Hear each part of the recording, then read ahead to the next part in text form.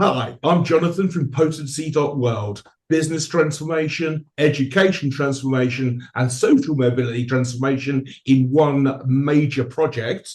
Today, man.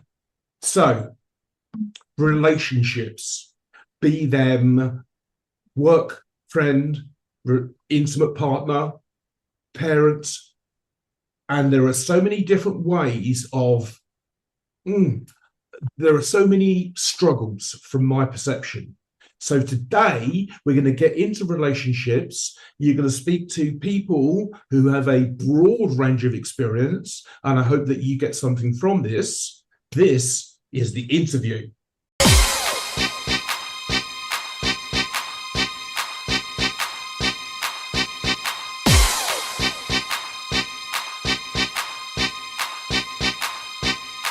Y'all ready for this?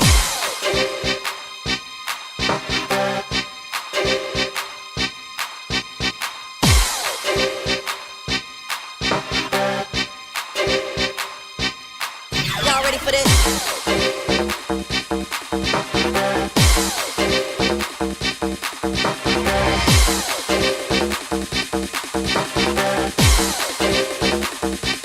Y'all ready for this?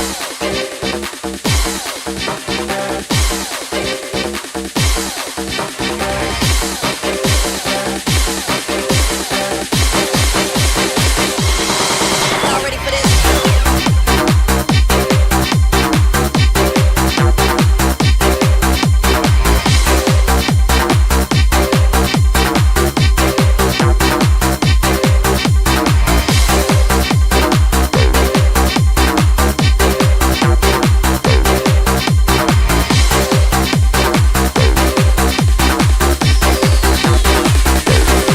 Y'all ready for this? Hi, so here we go.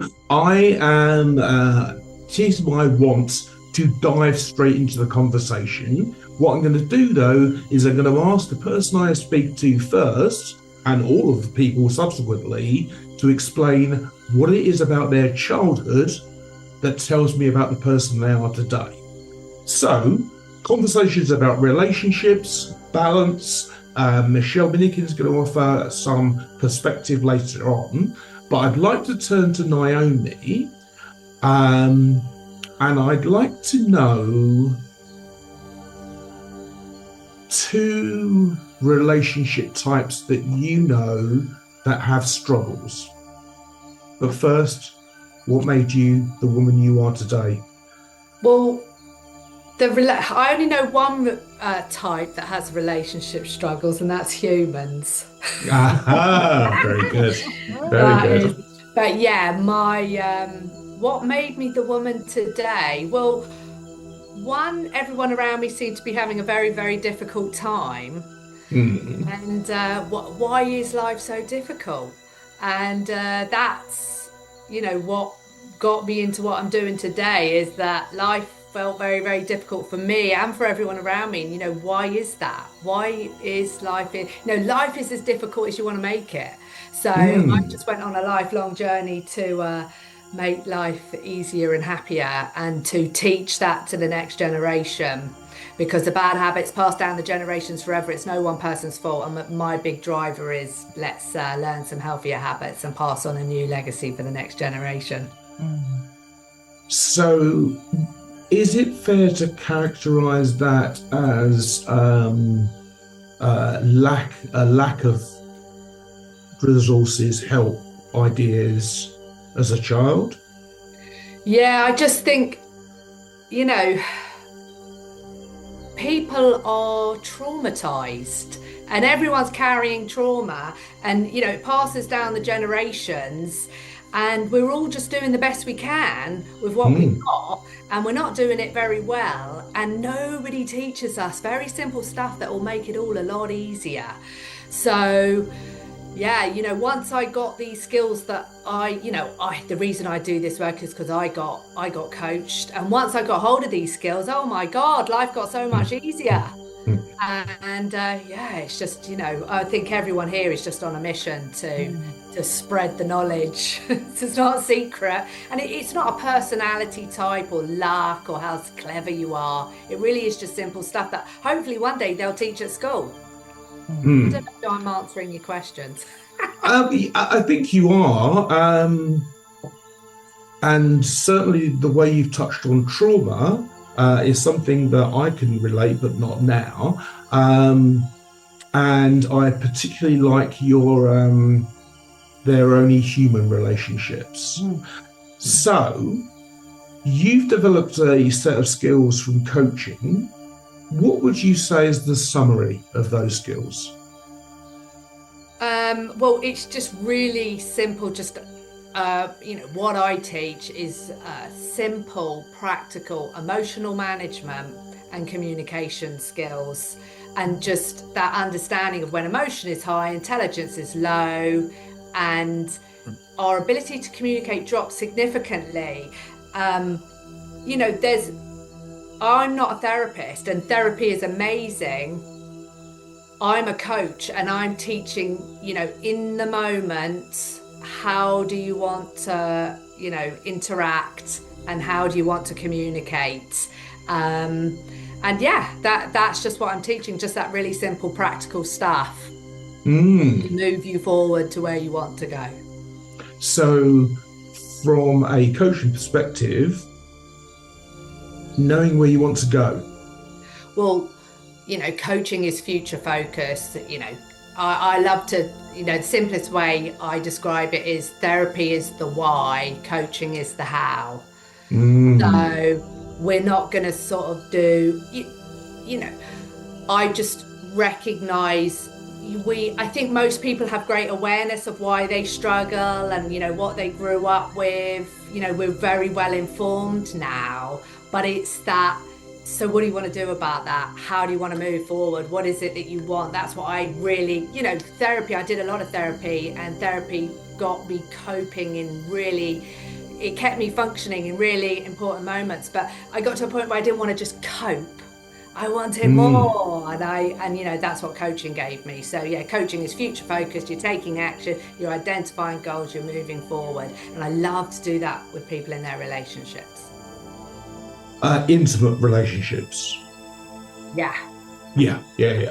So, and on that note, I'm gonna ask Jeeva to tell people what it is about his, because he and his wife are passionate. I've known them on LinkedIn for 5 years. Why is it that you are the person you are? Well, definitely my family has to take a lot of credit for that. I grew up in India until I was 18 years old and then moved to Canada and have been here since then. So the Indian family dynamic is a very tight, closely knit dynamic. And so multi-generationals living in the same home and so on. And so I would have to give my parents a lot of credit for me being who I am today. And it's mostly positive, of course. There are certain elements in which they practiced on us, and I was the oldest, so the oldest kid always gets practiced on. Then they got it right for the other ones. So, so I didn't go through that phase, but they instilled, to me, they instilled great values in me. I think that's what I'm most grateful for. The first and foremost values, a set of values, all had to do with faith. And my dad was a pastor, and so was his father. And of course, I just retired from 35 years of serving as a pastor as well.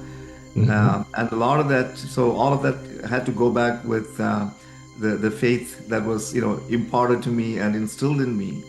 And the second thing that was very important, which I mentioned just a while ago, is the family value, the value of family, the value of looking out for each other, supporting each other, helping each other out, was very, very important. And stressed quite a bit. I had at one stage both my maternal and paternal fathers living with us, and so that was really a very a precious time, which I probably did not realize as precious at that time, but now looking back, I think of that as a great privilege, and even got to meet my great grandmother, which Wow. yeah, not everyone gets to do. So faith, family. The other thing that my family really imparted to me was to have fun. And so my father, especially, was really very methodical and intentional about taking us on family holidays, because when he was not on holidays, he maintained a very tight schedule and was not always able to give us like a generous amounts of time. My mom really, in some ways, became the primary caregiver and parent who raised us. But whenever he had those times, whether it was a Saturday, whether it was a few weeks, I just remember with great fondness many of these family trips that we took, and there was no agenda. It was just sometimes we might visit family, but really it was just, and I have carried those on. And so to me, like, those are three things that have really, influenced me to be who I am today. Hmm. May I probe, and by all means shut me down? But when you said they practice on the older one, thinking about what Naomi said and trauma. Now, trauma doesn't have to be massive. Trauma can be, as a child, your parent is out at work, or the family is doing something else, and you just feel a little bit isolated. And so every time you get that loop. So do you mind telling me what the trauma of the experimentation was? What didn't they get right? Okay. I think a part of it had to do with disciplining, because my dad was a very strict disciplinarian. Mom was strict as well, but the way they enforced the discipline was very different. Are we Uh, talking physical? We're talking physical. Physical, which in Indian society is totally accepted. Like, nobody would, call the cops if the parent laid a hand on them, or sometimes even maybe used a cane on them. And so my father never used a cane on me, but I do remember a few blows of his hand on really fat, chubby parts of my anatomy. And so, of course, it hurt at the time. But my dad never said anything like that. This hurts me more than it hurts you. None of that kind of nonsense. He No. was just very straightforward about, you did something wrong, you disobeyed us or disobeyed your mom, and so this is the punishment. And so I think sometimes I felt that that maybe it wasn't that it was overblown, or extra, or what's the word, heavy-handed, pardon the Hmm. pun, but it was more like sometimes he would just discipline just because my mom told him something, or more importantly, my sister. He No. did show a partiality to my sister, because there were two boys and a girl in between, and he grew up in a family of five boys. So when Oh. he had his own daughter, like, that was really something that there was this bond between father and daughter, that they were, like, really inseparable. And if she complained to him, Dad, this is what Jiva did to me, then there was no probe. There was no fact finding. It was like, she said that, you did it, here's your punishment. So some of that sense Did, of injustice. Yeah. did he actually try to rationalize it by saying this is what the punishment is, or did the hitting come and then the explanation? Well, no, there was an explanation of, like, did you do it? Like, that's about it. Right. Yes, but when I tried to give an explanation, but there was no room for the but. It was straight on to my butt. Yes, yes. Pun intended. Yeah. On that note, then, I'd like to turn to Michelle, because that, Jiva, and it's something I reflect on in my book. My father, I'm adopted into a white English family. My father was a apprentice for Rolls Royce. Everything he does is planned and measured and methodically and strategically worked through. He only hit me maybe once on my bottom for something I was very guilty of, but I still got discipline from the way he conducted himself. That's how I learned discipline. Whereas almost everybody else that I speak to knows it from the fear of or the actuality of physical force. So, being conditioned in that way, Michelle, what do I need to know about you? I know there's loads about you on the internet, but for this recording, what do I need to know about you, and what are you doing with it now? So I find it really interesting. My parents, they never hit me. Okay. I remember once they hit my sisters. So I was the eldest, proper good girl, honestly. It's beyond ridiculous. And then there was a couple of years gap, and then my two sisters, I think there's only like 15 months in between them. So they were almost like twins growing up. But I remember, I never felt such anger towards anybody that they, my dad hit my sister. They probably did something awful. But I think, interestingly, we grew up on like musicals, and the threat was always that we'd get left at Mr. Bumble's orphanarium from Oliver Twist. And funnily enough, I called my child Oliver. I don't know what that says about me. But yeah, we grew up, very, very working class family. Both my grandparents, one was a miner, so from a mining village in the northeast of England, and my other granddad was a farm labourer. So really working class. My dad escaped that by joining the army and then dragging us round Europe. Nowhere really exciting, let's face it, but I did all of my growing up in Northern Ireland. Okay. So this was during the Troubles. All my friends went to the Catholic school, all the friends on kind of my estate. I was in the Protestant school, and really bullied for two reasons. One, I was English. We didn't like English people in Northern Ireland in the 80s. And two, I had completely undiagnosed ADHD. So I was not the normalist child, even though I did my hardest to be as good and as diligent and as, whatever as possible. And bizarrely, the only person that ever hit me, apart from I've got a scar on my head from an Irish kid, was a teacher. Wow. So yeah, I got whacked in front of the entire class probably when I was about 8, and I took myself off home on my own, walked all the way home. It's about a mile.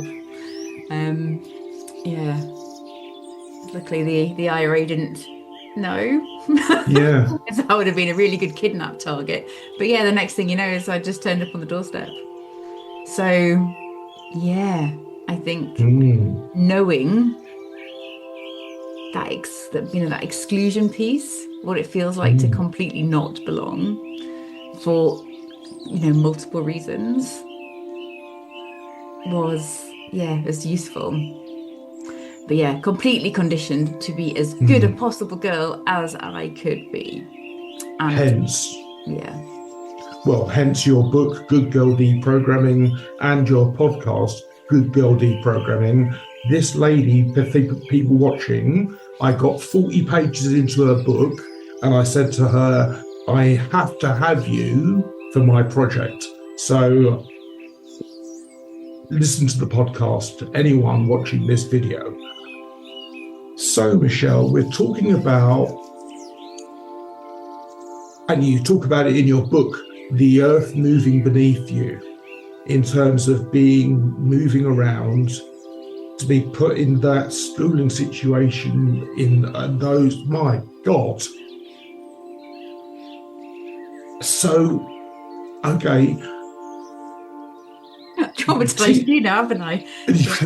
You don't know the half of it, but yeah. I'll be all right. But it's just, so honestly, I got into your book and I got angry because it's so laid out, and you go, oh, of course. the teacher that hit you, did you or do you now know if it was the hitting or the hitting in front of the class that was the harsher lesson to learn? I honestly don't know. My mum actually marched to the school and threatened to kick the you-know-what out of the teacher, so she should do it again. So having my mum have my back in that way, I think was helpful. But no, I always felt like an outsider anyway. Right. So, and I think that probably just gave all the other kids permission. Because you're othered. Yeah. Once you're othered, it's well, I mean, we're recording this in 2025, and in North America at the moment, swathes of people are being othered, and once they become that way, any treatment is acceptable, and I'm extremely worried about that. But even in the UK, let's face it, it's not just in America. It's even in the UK. Yeah, well, in Northern Ireland this week in particular. So yeah. Well, the thing is that, as we probably know, belief systems are the things that drive us, and it turns out that basically every other person, some of us feel we have agency, purpose in life. Some of us feel life happens to us.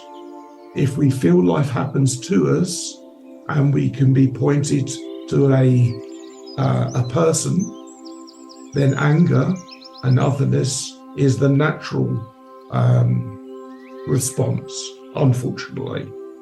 So I'm going to go then now to Sherine, because Sherine takes women through their entire pregnancy, pre-pregnancy. She can tell it about it.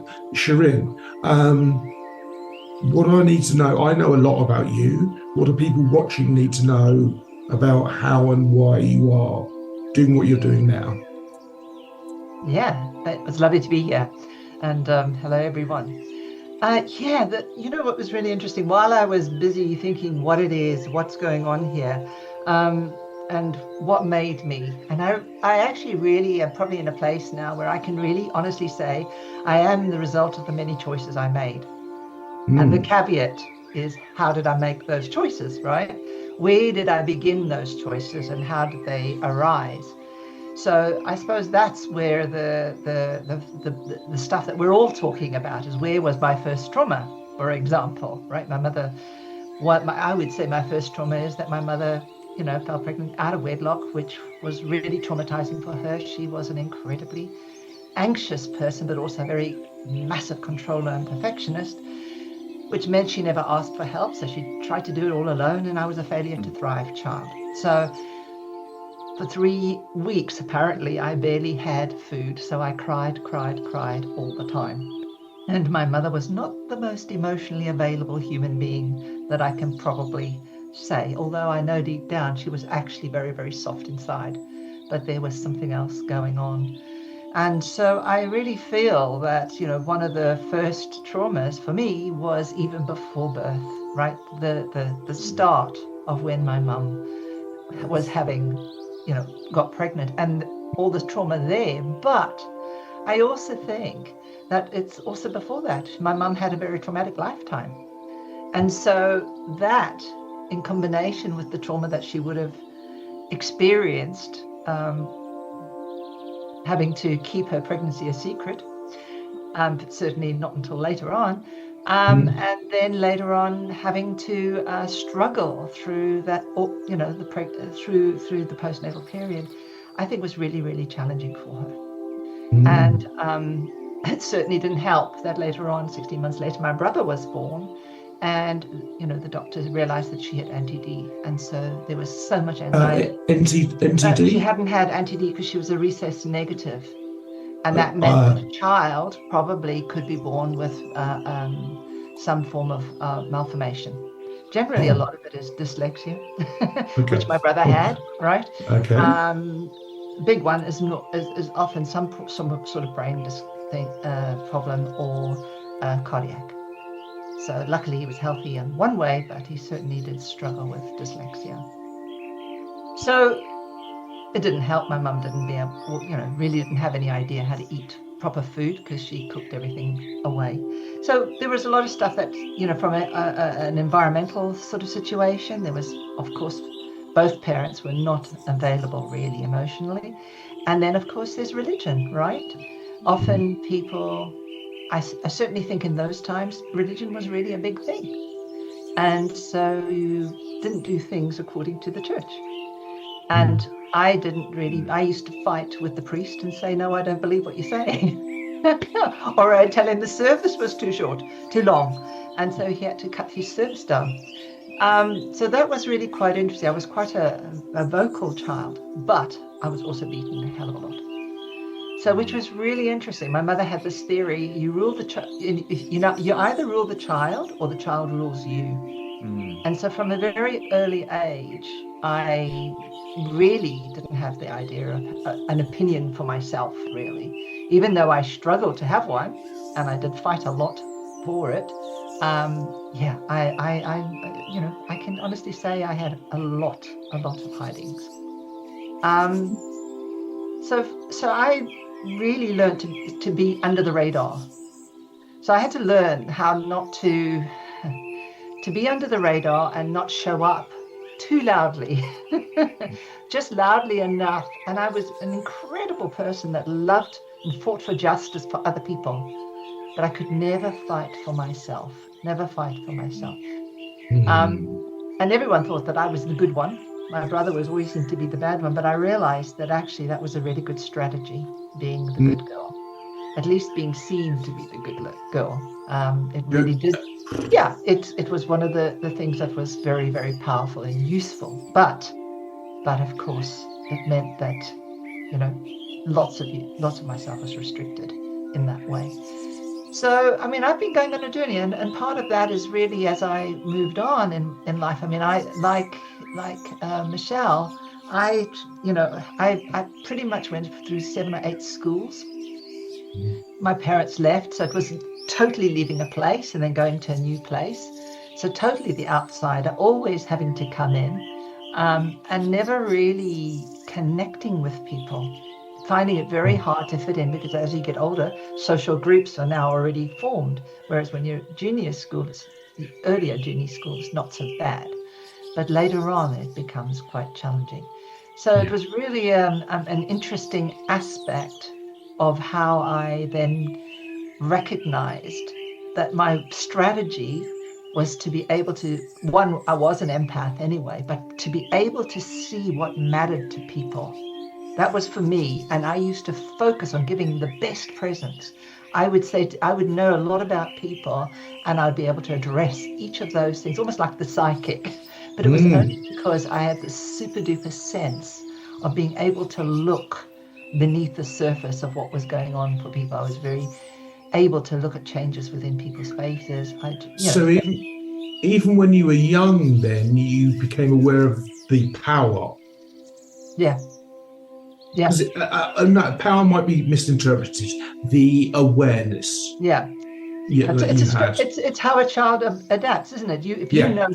Children are the most amazingly smart people. I mean, I think they're smarter than adults sometimes, in the way they can see very quickly and adapt like a chameleon, to find the needs that match them. I mean, what was it? Was it Sam? Was it Sam who said? Was it Jeeva, who said, "Oh yes, my sister used to tell my father," right? Of course, that's how she could get power. That's how she was able to control you in some way. So kids just learn, and if adults don't understand how smart children are, and work with that, it's going to be very, very challenging.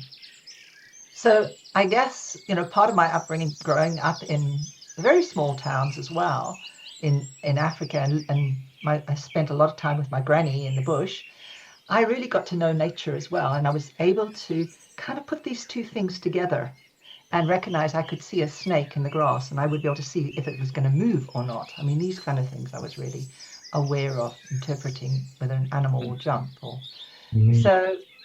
And those just translated across to humans, you know, and it was really quite nice. So as Naomi said, you know, there's no it's really humans that cause the trauma, not animals. So it was really getting to realize that in humans, we are all basically animals that have got a mind that's very different to them.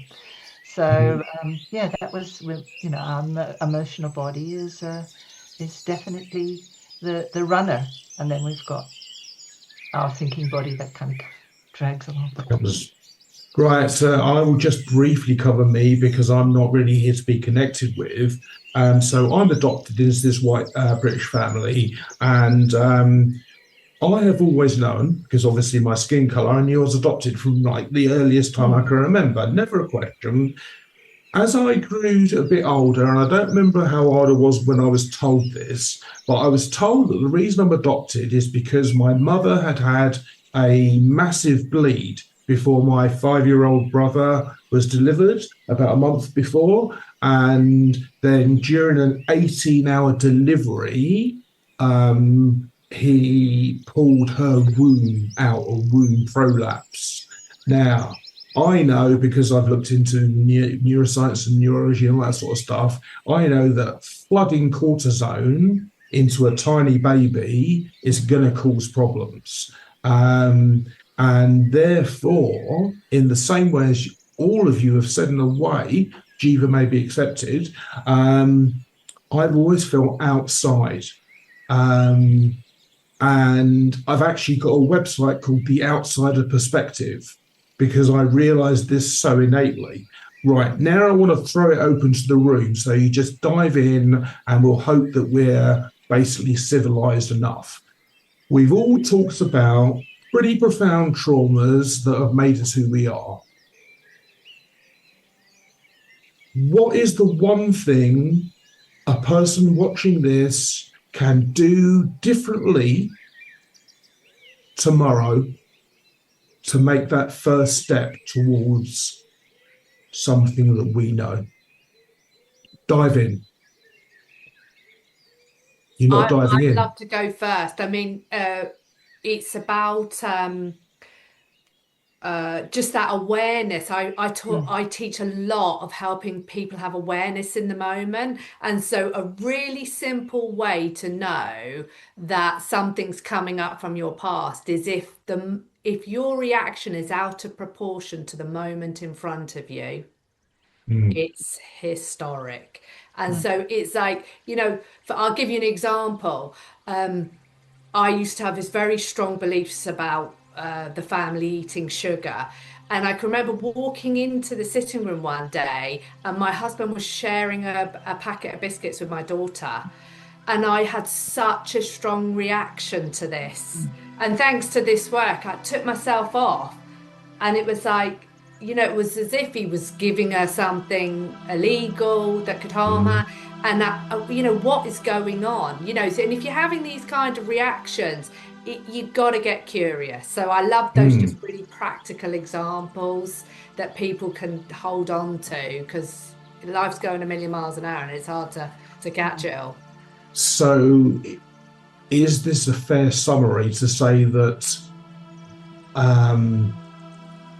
if you can maybe just stop for a breath to look at what response is coming up or what reaction is coming up, from there you can, that little gap, right? Yeah. Well, and also it's the intensity of a response. We don't question it. And you know, if you stop and think, or maybe after the event, you know, why did I have such a strong reaction? You know, if you can just ask yourself that, boy, the answers you'll come up with will change your life, as everyone here knows. Yes, yes. Okay, Michelle, I asked you into this group because of coercive control and the patriarchy. I will state now for the video, I am a feminist. Come after any of my guests, you come after me. So speak about what people can do first, Michelle.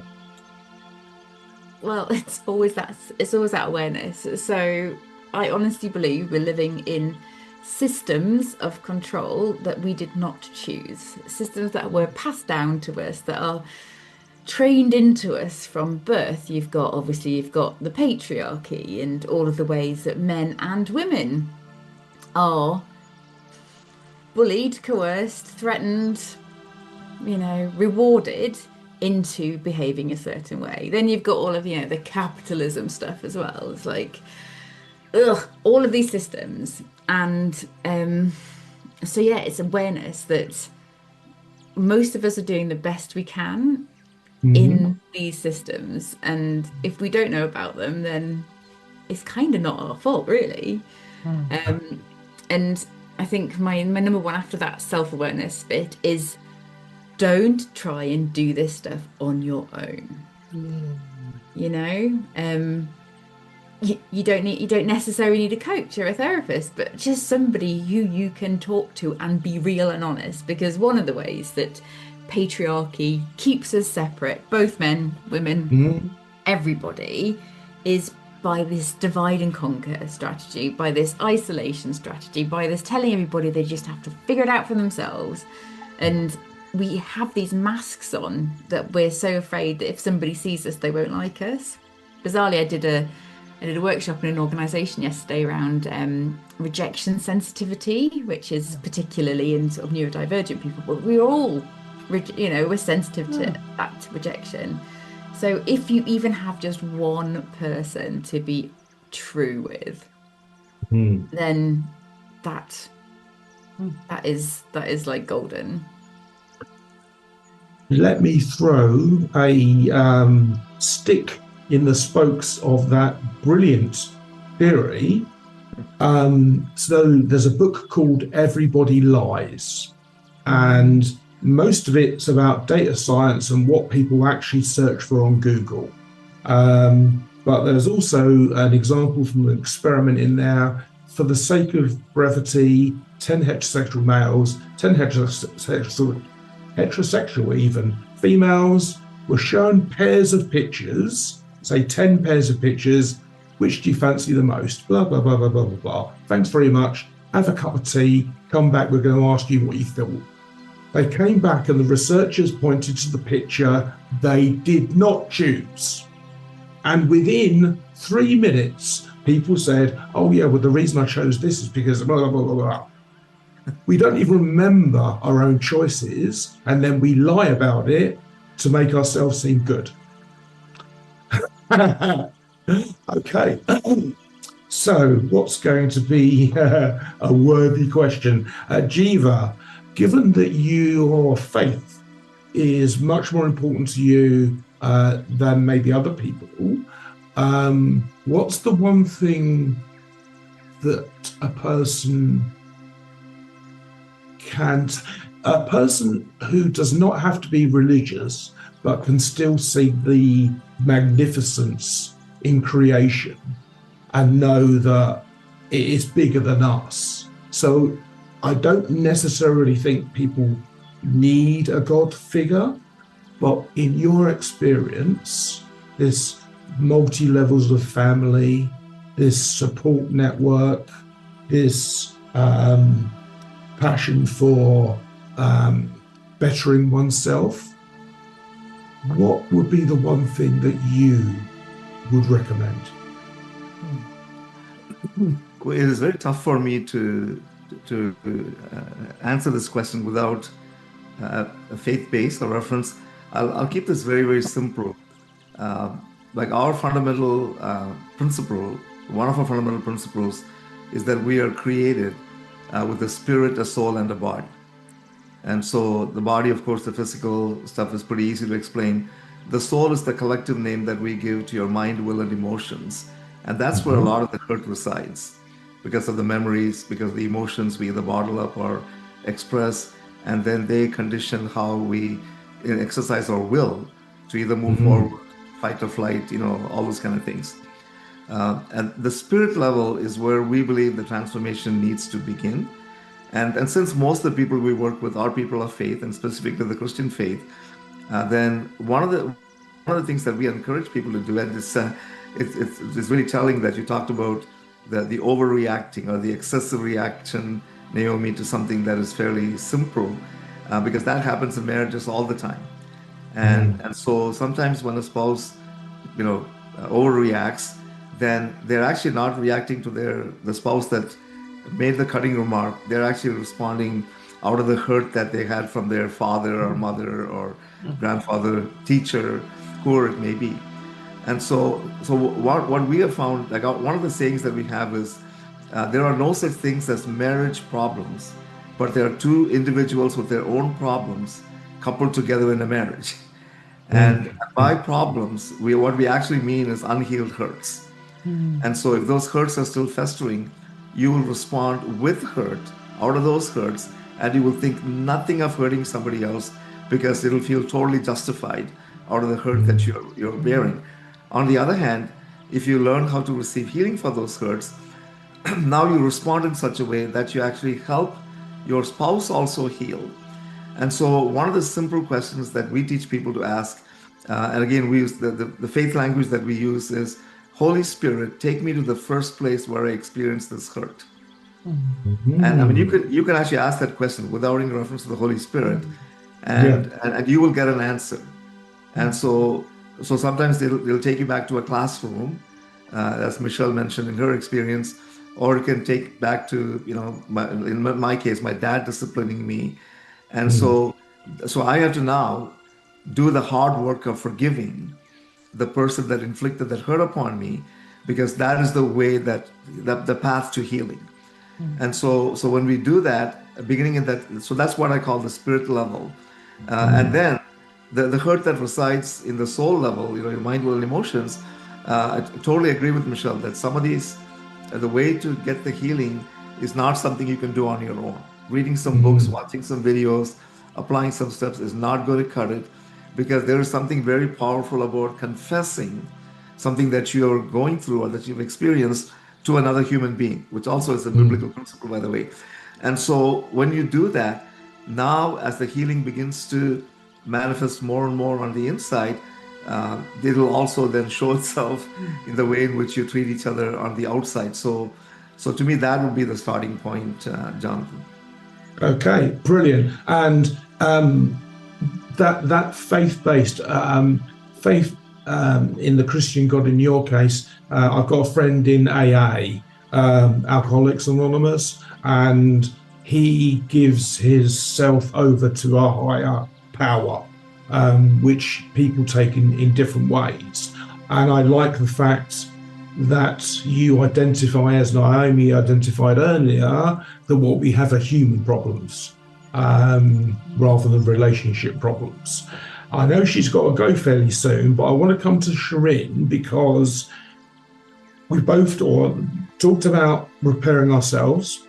Jeeva is talking about repairing a marriage. Marriages are generally there to procreate and continue a family line. You're a pregnancy guru. Speak to me about what you would say first. Okay, yeah. All of that, but I think what's kicking in for me right now is the story that everybody lies. Everybody lies, and we have no idea that we're lying to ourselves. So even though probably the truest way in where we can move away from the lie is do exactly what everybody has said here, which is really about just be honest in that moment of when you feel that reaction, when you feel that feeling. And it doesn't have to be disproportional, but it just has to be that it feels so yuck that you ask the question, where is this coming from, right? And go with the presumption that the feeling is coming as a protection. It's a protective mechanism that we have used. It's a coping mechanism in some way that has allowed us now in this moment to behave in this way because we needed to cope back when we were a child. And I think a lot of people don't really get that concept that if it's a protective mechanism, we can begin to feel compassion for that being, our younger self, wherever line we are, but we can start to have compassion for ourselves and be able to see, you made the best choice that you could, right? Rather than look back and be judgmental. How many of us are so judgmental on ourselves? And particularly for women, unfortunately, we've gone through centuries and we still are struggling. Yesterday, both of my clients were talking about social media and how we must do this and must do that, and they're getting so anxious and not really just paying attention to their inner wisdom, right? Not listening to themselves. And I think that part of my work is first of all teaching them to understand there is a language for emotions. The language happens when we bring our head to our heart and we ask in the way, like if we want to ask as the Holy Spirit. I mean, I loved what Jeeva said, because I actually believe all of it. I do believe it's kind of a downward causation for transformation first. And I do think that if we go with that preface that behind every behavior is a positive intention, and we look and speak into the positive intention first, then things will shift and change. It'll stop us from being super reactive in the moment, but go, oh, I'm curious, how did that start? Oh my God. Oh, it happened right there. And as Jeeva said, if it's people for relational healing, right? Two people coming with their past, they're coming together because they love each other, but, after a period of time, their past catches up if things are going on. So, yeah, to heal is really about recognizing that you've got to be accountable for your own behavior. So that relationship, you both might be responsible for 50% of the relationship but you're 100% responsible for your own behavior. Yes. So 100% accountable. Okay, so we all know this because we have faced our traumas, learnt from it, and want now to give these gifts, paying it forward. Do you have to get to a certain age before you get any of this wisdom? Because I'm 53 now. Oh, Naomi? Tell me. 100% no. I mean, my clients range from their 20s. My youngest client was 23 up to I have a client of 74. I think young people just embrace this. I mean, I don't think we had it because the internet didn't come in until we were whatever age. That's the only reason we didn't start on this stuff. Now with the internet and ChatGPT, it's at your fingertips. And for those people, I do think you can do a lot on your own and in communities, but for people who want to speed it up or they want to do big things, I think working with a professional is a no-brainer. But yeah, people are just, I work with these people and I'm just like, you're just so lucky that you're doing this now. I didn't get to do this. I didn't get to get this information till early 40s. And these clients they want it and they're taking it and they're moving forward, and it's so lovely to know that the 20-somethings, the 30-somethings are taking it and going to be taking it through their lives. So yeah, I don't think every age. So you believe that intellectual understanding can be a buffer against emotional reality? No, I think the need to day feel better and do better is huge. People are suffering. They're in emotional suffering. And why is life so difficult? and and they're sort of asking, why am I finding it so difficult? And you've got all the memes and all the stuff flying around, and it gets people thinking, oh, there's another option. Like, all of us just had to sort of suffer through our parents' trauma. There's no Yeah. judgment. Jesus, our parents, it just passes down. But there is another option. And thanks to the internet and all the silly memes, people are going, oh, there is another option. So, yeah, I feel very hopeful.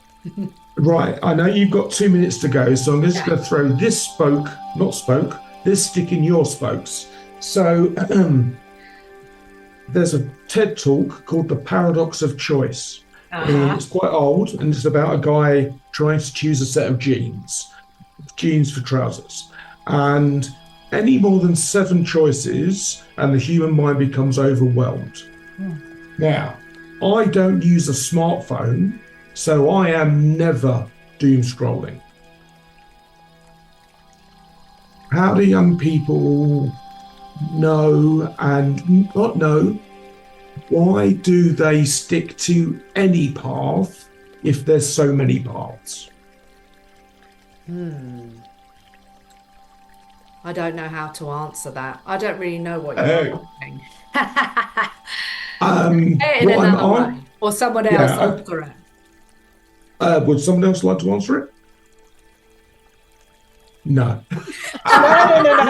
I think there is a way you can answer it, because I think I think what happens is, if we're in doom scrolling or whatever we're doing in that kind of sense, we're actually really making our attention span very short. We're also keeping our eyes focused in one place, which means that we're not moving them across, so we're not necessarily processing information as fast. And they've actually shown that there's a cognitive decline in memory with doom scrolling. So there's a lot of that.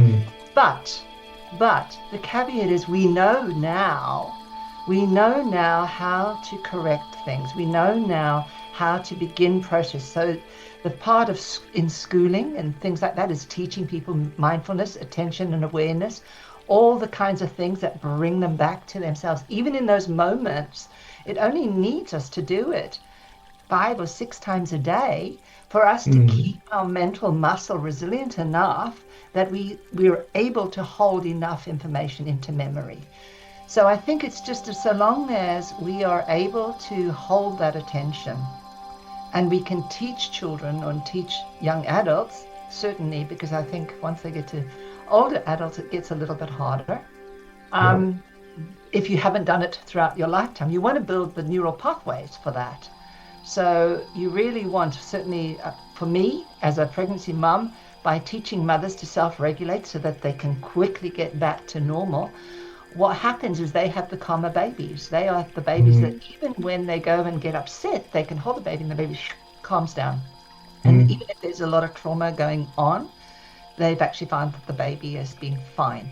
And I think for me, it's about how did that mum help that baby set down those neurological foundations, which means that as a baby, as a young child, how does parents ensure those neurological foundations are there so that when we hit by the world, which is after about 5, where we start with all the attention-seeking stuff, that we can learn to actually inhibit, because the inhibitory factor is really a problem. Self-regulation. Can I just give a totally different angle? Okay. Can I just, Please. my daughter's on a screen a lot. Okay. But here's what she's doing. She's learning to craft something. She's doing some graphic design. She's learning a new dance. She's learning to cook something. And she's gaming with her mates in the virtual playground. She no longer play out on the street. So yes, the screen is ever present. And I was, you should be out playing. But I went on a journey to change my attitude to this screen, because she'll have made something incredible that she found she found a tutorial on YouTube. So yeah, I mean, I understand what you're saying about the paradox of choice. I just think the language has changed around all of this stuff, and kids, and there's a much wider language that's very healthy for people. Excellent. All right. Well, look, any final word from you, Naomi, before you go? You're already 2 minutes over time. Bless you. Thanks so much for inviting me. Absolute pleasure to be here. Really enjoyed meeting you all and having this discussion with you all. Well, I'd like to say that the fact you offered that alternative perspective was exactly the reason I have us all in the room today. So thank you so much. All right. Send you the stuff. See you soon. Take care. Bye-bye.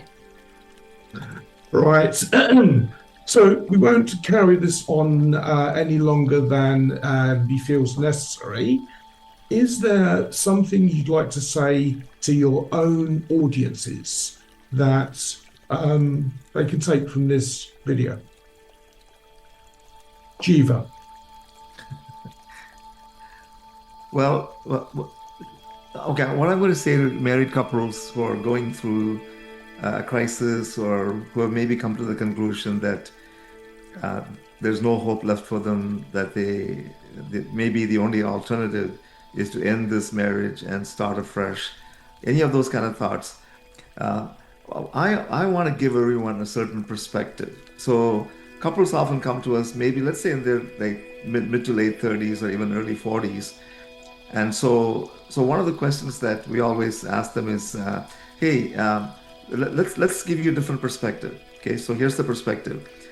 In North America, the average life expectancy, of a male is around 80, and women tend to be about 84. So 4 years longer, 40, 42. So if nothing else happens, you have 40 years ahead of you of this life. What if you took a year or maybe even 2 years to look at why you are where you're at, to learn some strategies, to get some healing? You're still going to have almost 4 decades, to really enjoy each other. And so it's a perspective. Sometimes, people will come, well, but we haven't been getting all the last 3 months, last 6 months. It's been fighting every day. Obviously, we can't make it work. No, if you take the time and get to the roots, you can get to a place. And so that's the one thing I would tell people is do not come to hasty conclusions based on some incidents or some repetitive pattern, because more often than not, at the base of a pattern that repeats itself is what we call an ungodly belief, which often comes out of a hurt that is not healed. And so why don't we take the time to explore that together, get some, healing of the heart, get some therapy, counseling, and then, work with people like us who are marriage mentors, and you will indeed notice the change. But let's not fool ourselves. It's hard work.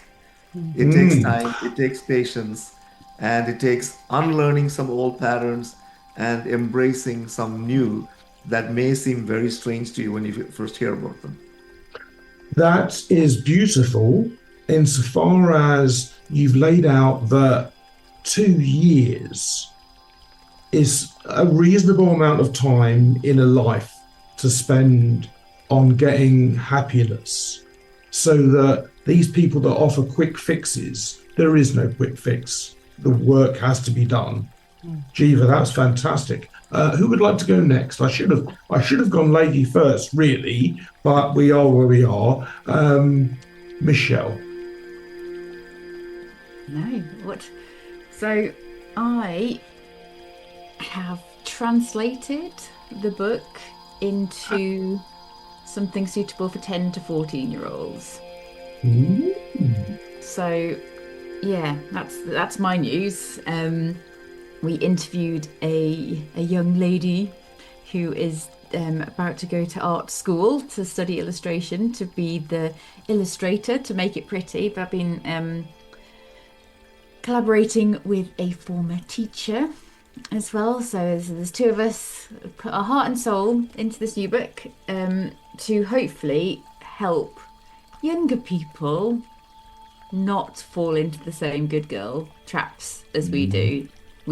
And I don't mention coercive control at all in the book. No. I don't mention boys in the book. It's all about giving young women, young girls, the tools to not fall into that people-pleasing perfectionism, just going along with things, not, avoiding conflict, all of that. So hopefully that's going to be all made pretty and out in the. I keep saying, I don't know why, in the fall. I'm not American. I just in the autumn. Well, it's a nice tone of phrase, and It is, isn't considering considering America isn't going to exist probably past next week, we should take these Americanisms. I know, I know. It's Well, because I'm listen, doing Duolingo. I have to like translate, and I'm doing German on Duolingo. I have to translate it Ooh. into like English, but then I have to translate it into American English. So I feel like I'm learning American English as well. Now, just you've just revealed this, fantastic, amazing, and yes. What age group are you targeting? For the book, 5, 10 to 6? 14-year-olds. 10 to 14. Cool. You'd get some really good readers, about 8, 7 or 8, that would lap up. Because I used to do reading in primary schools. The girls are absolutely amazing, and the books they're reading are rubbish. So as soon as you publish, let me know. We'll do a quick one-on-one interview and then put the link to buy it in there. Right, peeps. The Good Girl Deprogramming book is Michelle's main book. The Good Girl Deprogramming podcast is her podcast. And the title? Well, the current working title, we haven't had this The discussion working properly. title. It's Good Girl Deprogramming Girls Edition. Excellent. I got the trademark for Good Girl Deprogramming, so I need to sweat the asset. Yeah. I think it's called products. Oh, there's a word for it in marketing. Probably. Whatever. Yeah. Sherine. Thank you. Michelle, that's really amazing, and I think it's particularly a good time to be doing something from 10 to 14s when they're going through that early adolescent changes, brain changes, which is so very, very important. And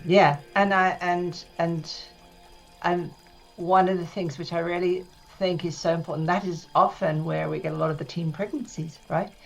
So this is so important that you are doing that, and so I'm so glad that you have actually brought the language down for them to be able to read it in a different form. So yeah. Oh, there's a whole chapter on consent. Yeah. And, self-esteem. You don't want girls growing up in not having any self-esteem. I didn't have any at all, none. So yeah. And it can be very challenging. Certainly, a lot of peer pressure and a lot of what goes on at school, particularly in the bullying section. So yeah, I mean, one of the things that is so important for me is really that, every girl that grows and comes into this world, and certainly as a mother, part of my job is really helping them set that groundwork for them so that they can have an awareness of these systems which we're talking about, right? So I mean, it depends where women come to me. If they come before, then we do a lot of work with imposter syndrome and a lot of the work on how the patriarchy has influenced a lot of their decisions. And then during pregnancy, a lot of the time it's just mainly managing the navigation of that and looking around that. And then postnatally, it's really about how do we manage you being a new mom, right? Although you're a new mom right from the concept of even thinking about a mom, is what I believe. Yeah, you're already a mom when you're in that process. And it's about deciding how you want to be, and not necessarily a new reaction. A lot of people don't want to be like their parents, right? So it's how can I choose to be the what I want to be that's different, but at the same time, I'm not reacting. So these are the kinds of things that we sort of look at all the beliefs, I use a lot of soul work, a lot of work where I will normally ask, what does your soul want? What does your baby's soul want? Because I truly believe there is something deeper. And most people have a sense that there is something bigger than themselves. And I can explain it neurologically, but for me, it's a very felt sense that there's something that's driving us in some way. And if we can connect to that, then, most mums are able to handle situations very easily. And in general, I always say, we'll prepare you for a good birth. There's not a perfect birth, but a good birth, that you'll come back, and even if you've had a cesarean, even if you've had a forceps, that you will come back and say, actually, it was a great birth experience. Just because I was in control, just because I was able to navigate and say, hey, hold on a minute, I'm going to take a little breath. All of these kinds of things of self-empowerment, which is what I really try and do for my mums to be, and those that are pregnant already. That is a beautiful message as well. How amusing that when I said not everyone has a religious point of view, I was talking about myself, and you and Jeeva have crossed over on that.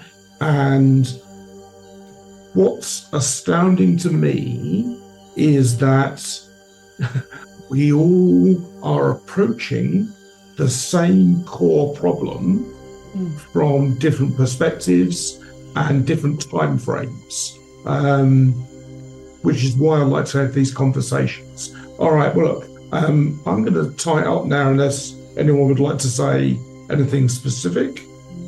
Anyone? No?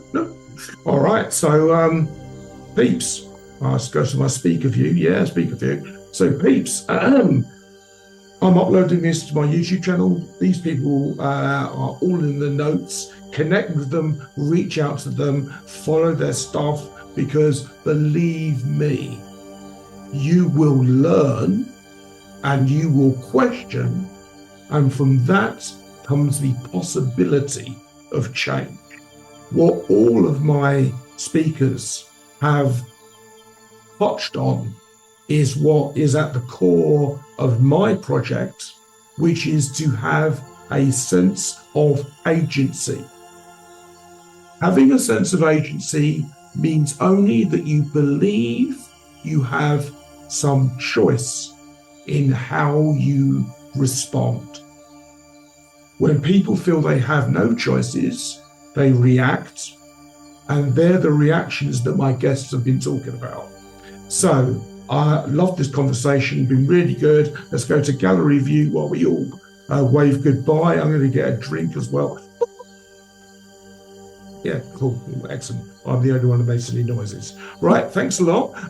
Keep posted for my next mad conversation. This is Jonathan from Potency World saying goodbye.